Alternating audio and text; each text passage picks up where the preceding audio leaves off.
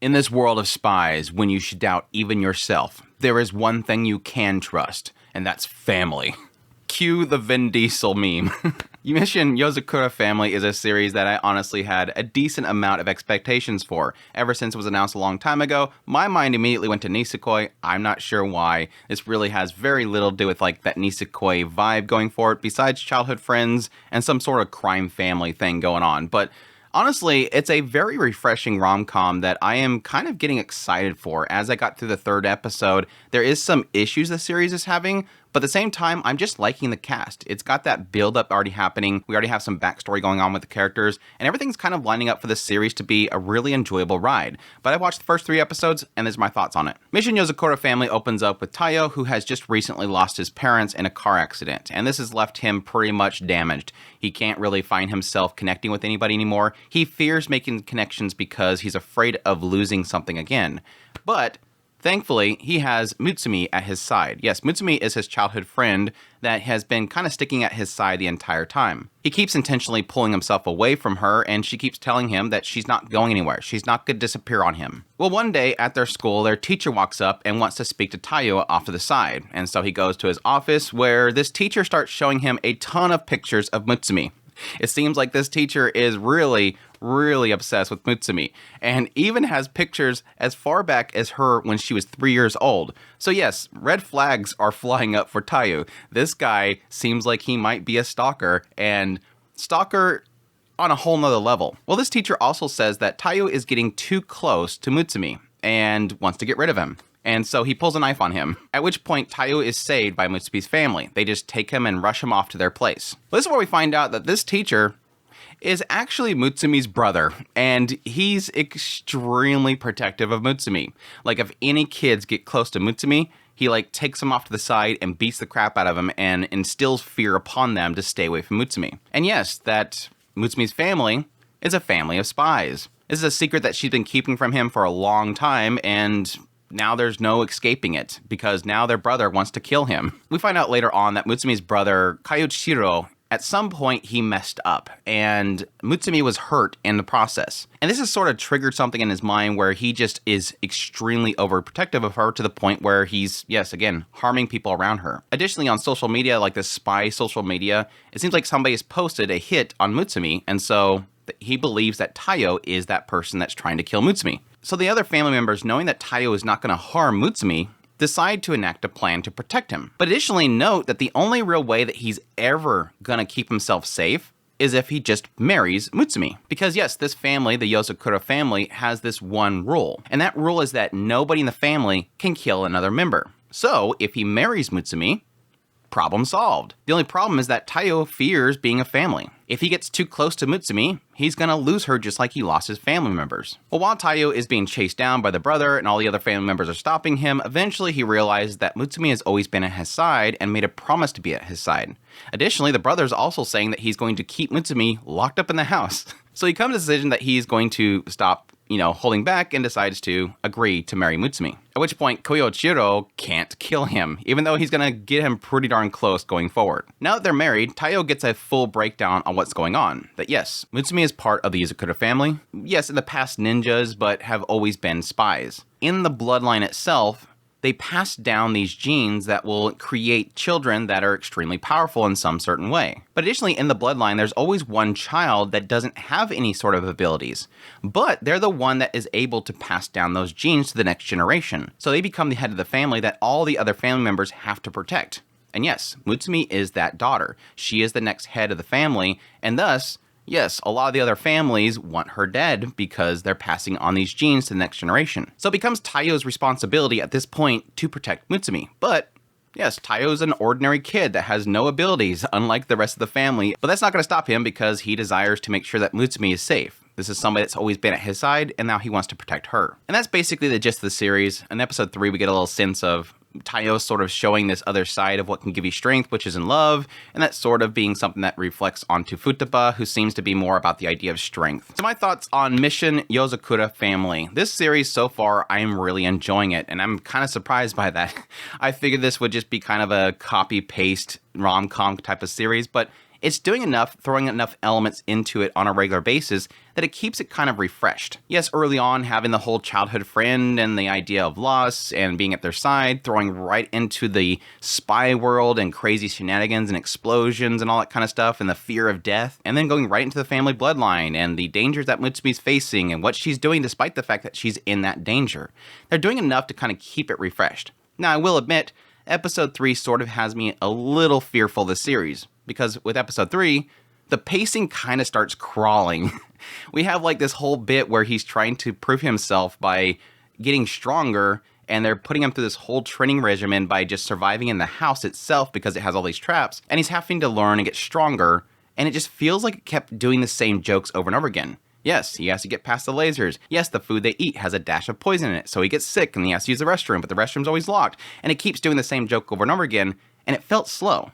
So I don't know if maybe Episode 3 they were trying to kind of slow the pace down in order to, make it fit an episode or something, but it's got 27 episodes to work with, so like we got plenty of time to work with here, so it was a little bit of a downer episode. But everything else in the episode was fine. But yes, the visuals themselves I really like. I like the character designs. They have like a great color to them. Everything kind of pops in the series. They have a lot of different uniqueness to the character designs themselves. I mean, you have a goth Lolita sister, you have the neat looking sister, you have the guy that likes to live in a trash can, you have the big bulking medic, all that kind of stuff. Every one of the characters has kind of a uniqueness to it, but at the same time, their designs themselves don't clash. I mean, there's like 2 more shows this season where they're very creative with the character designs and they clash in a way to the art style. This one doesn't really do that. So I'm really liking the character design so far, and again, it's got a nice richness to the coloring that really makes it pop. And yes, a lot of the animation has been really good so far. I mean, nothing to write home about, but at the same time, there's some good animation. It doesn't rely too much on stills, and it looks really good. And the reactions of the characters are fantastic. But the story itself, I'm enjoying. Like I said, it's doing enough to kind of keep things changing. And yes, there's a side of me that is really, really happy that this is a very rare case of the childhood friend winning. Finally, we have a case of the childhood friend winning. They're literally married already, so we're already past that point, which does technically get into one of my points that I do enjoy about this show so far, being a rom-com series with characters that are still in school. Thankfully, it doesn't rely too much on the male character that constantly goes, whoa, whoa, whoa, whoa, get away from me, it's a female. Taiyu is pretty chill. I mean, yes, he has some over-the-top reactions to the situation. He is technically playing as the straight man to this scenario because, yes, he's being pulled into the spy world and people are blasting each other left and right. So he's going to react with a little bit of a fear there. Whereas, like, other characters like Mutsumi and stuff, they're all used to this by now. He's not used to this. So you do have the little bit of a fish out of water situation with Taiyu, but at the same time, he's not constantly freaking out whenever Mutsumi grabs him or something like that, which I do appreciate. It does feel like these characters are pretty darn chill, and I like that aspect, despite the fact that they're all blowing each other up. Taiyu so far has been a solid character. Far too easily, a character like Taiyu can be extremely annoying, and I like the fact that Taiyu himself feels very refreshing. He's not annoying, he's not screaming all the time, he's not crying, he's yes, got this pain, and they handle that very well. The idea of somebody losing those that are close to him and fearing losing them again. But again, it doesn't stick on it. It doesn't dwell on it for forever. Yes, this is going to be a constant theme for him, the fear of losing somebody else. It's what drove him to be with Mutsumi. But at the same time, it's not beating it like a dead horse. And it's not dwelling in it so much that it starts to lose, yes, its entertainment value. This is, in the end of the day, an action rom-com, so it's got to have entertainment value to it and not dwell too much and get stuck in a rut. And so it's doing well enough to present it and then move on. And yes, he's got a little drive there. He's got a drive to protect somebody, and I kind of respect that. Additionally, I like the fact that he's not, like, oblivious about things. Like, he's really quick to pick up on things. Like, earlier when Koyoshiro is essentially gonna lock up Mutsumi and wants to get rid of Taiyu, Taiyu realized very quickly, okay, so he's just like me. He's lost things before, and he doesn't want to lose Mutsumi. He's just like me. With Mutsumi, realizing very quickly, my gosh, this girl is the head of the family. Everybody wants her dead. She's doing all this stuff with her family. At the same time, she's worrying about me. At the same time, she was at my side. Despite all of her own struggles, she was helping me. That's incredible. It's sad at some point to have to point that out, that, hey, wow, we actually have a main character that's not an absolute idiot. He's actually figuring this stuff out pretty darn quickly. Mutsumi herself is super cute, and I like that she's a strong character at the same time. She's not a damsel in distress, but at the same time, she is sort of the oddball in the family because she doesn't have super duper strength or throwing, wires all over the place or disguising herself or hiding in a trash can with robot arms and stuff in it. She is the normal person in that group, but yet she's not trying to be a burden upon other people. She has that strength in herself and she has that willingness to step out there. And yes, I like the fact that she is forward about her relationship with Taiyo. She's not afraid of saying, no, you didn't choose this whole situation. I chose you, as in that she wanted to marry him. This is not a case of the two of them being forced to come together. They both mutually wanted to be with the other person. It's just this whole process is kind of speeding it up. So I'm liking their relationship so far. It's really playing out well, and she's always kind of concerned for his well-being, but at the same time, yes, protective at times, like yelling at her brother for hurting Taiyo, but at the same time, she's not annoying either. She's very level-headed. She's got a cuteness about her. She wants to take care of Taiyo, and she's open for this relationship. So it all kind of plays into it, breaking a lot of those typical tropes that come in a rom-com and makes it feel refreshing because of that. Get past this stuff and kind of move forward and have them actually act like normal people, even though they're spies and blowing up stuff. The rest of the cast has been solid so far. I will admit, Kayoshiro really, after the second episode, was getting on my nerves. Now, the end of the second episode, I really liked his little statements. The idea of trusting in family, the fact that I want you dead, but yet I will put my life on the line in order to make sure that you don't die. It's like that sense of I hate you, but at the same time, because you're family, we look after each other. And I'm going to put my life on the line to make sure that you're safe. It's all for Mutsumi's sake. Shion, we have some Aoyuki. She sounds incredible. Futaba, I've really enjoyed so far. We got a whole entire episode around her. I mean, it's Goth Lolita character with super strength. Why not? Kengo has a mischievous chill to him, which I really like as well. The disguising person. Shinzo, we'll see. Just seems like he's got a little bit of heart of gold that's in a trash can. Nanao's definitely just a big teddy bear for sure. It's got a good cast. It's got a nice kind of flavor to each one of the characters, and I'm hoping that kind of translates to each of the episodes. I'm sure they're probably gonna give an episode to each character, and they hopefully they all have a decent push to them.